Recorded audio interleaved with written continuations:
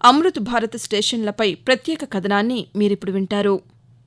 భారతీయ రైల్వేలు ఇటీవల కాలంలో గణనీయంగా అభివృద్ధి చెందుతున్నాయి. దేశంలోని మారుమూల ప్రాంతాలకు సైతం ప్రజలకు రవాణా సదుపాయాలు కల్పిస్తూ ప్రజల దైనందిన జీవితంలో ముఖ్య పాత్ర పోషిస్తున్నాయి. రైల్వే వ్యవస్థ ఇంతగా అభివృద్ధి చెందటానికి ప్రధానమంత్రి నరేంద్ర మోదీ నాయకత్వంలోని కేంద్ర ప్రభుత్వం ఈ ప్రజా రవాణా వ్యవస్థపై ప్రత్యేక దృష్టి కేంద్రీకరించడం కూడా ప్రధాన కారణం.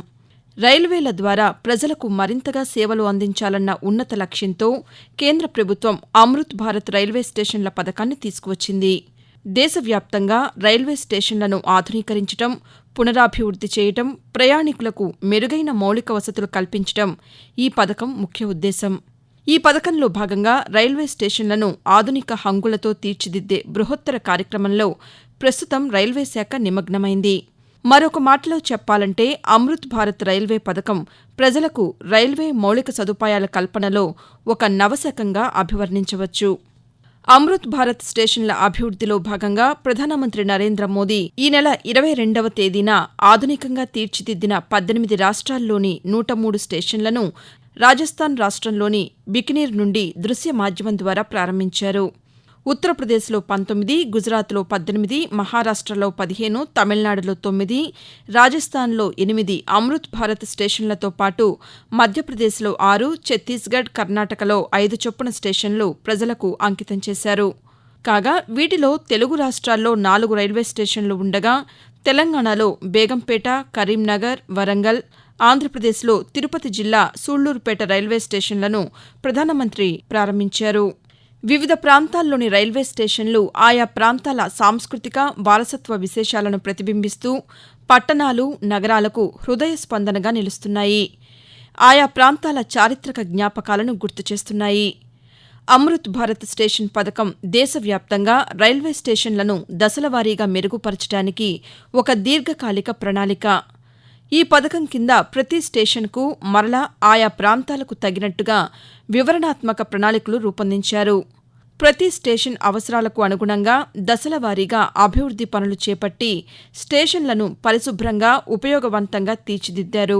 అమృత్ భారత్ స్టేషన్ల అభివృద్ధిలో భాగంగా ప్రయాణికుల ప్రవేశ, నిష్క్రమణ మార్గాలు, వేచి ఉండే గదులు, శౌచాలయాలు, ప్లాట్ఫారాలపై కప్పులను సుందరంగా తీర్చిదిద్దారు. అవసరమైన చోట లిఫ్ట్లు, ఎస్కలేటర్లు, ఉచిత వైఫై వంటి సౌకర్యాలను కల్పిస్తారు.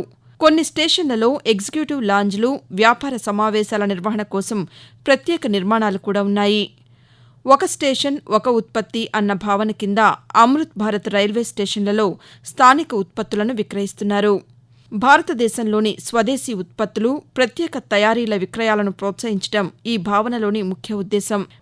స్థానిక సంస్కృతి, వారసత్వం, వాస్తుశిల్పం వంటి అంశాలకు అమృత్ భారత్ స్టేషన్లు దర్పణంగా ఉంటున్నాయి.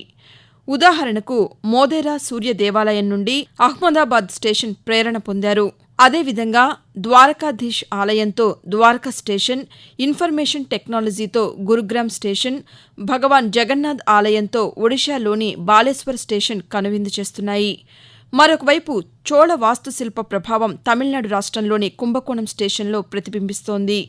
ప్రజల ప్రయోజనాలను విస్తృత స్థాయిలో తీర్చే ఈ అమృత్ భారత్ స్టేషన్ల పథకానికి 2021వ సంవత్సరంలో అంకురార్పణ జరిగింది. Sugamya Bharat mission, accessible India campaign కార్యక్రమంలో భాగంగా దివ్యాంగులు, ఇంకా బయట ఎక్కువగా తిరగని ప్రయాణికులకు సౌకర్యాలు కల్పించడానికి భారతీయ రైల్వే కట్టుబడి ఉంది. తదనుగుణంగా అమృత్ భారత్ రైల్వే స్టేషన్లను తీర్చిదిద్దడం విశేషం. ఒక్క మాటలో చెప్పాలంటే అమృత్ భారత్ స్టేషన్ పథకం ఆధునిక భారతదేశ అవసరాలను తీర్చే దిశగా ఒక ముందడుగు. రైల్వే వ్యవస్థకు ఉజ్వల భవిష్యత్ కల్పించే దిశగా కేంద్ర ప్రభుత్వ నిబద్ధతను అమృత్ భారత్ రైల్వే స్టేషన్లు చాటుతున్నాయి. దేశ ప్రజల సేవకు అంకితమైన భారతీయ రైల్వే వ్యవస్థ ఒక నిర్దిష్ట లక్ష్యంతో ముందుకు సాగుతోందని చెప్పటంలో అతిశయోక్తి లేదు. అమృత్ భారత్ స్టేషన్లపై ప్రత్యేక కథనాన్ని మీరింతవరకు విన్నారు. రచన కె చక్రవర్తి, వ్యాఖ్యానం కె రాణి, సమర్పణ ప్రాంతీయ వార్తా విభాగం, ఆకాశవాణి విజయవాడ కేంద్రం.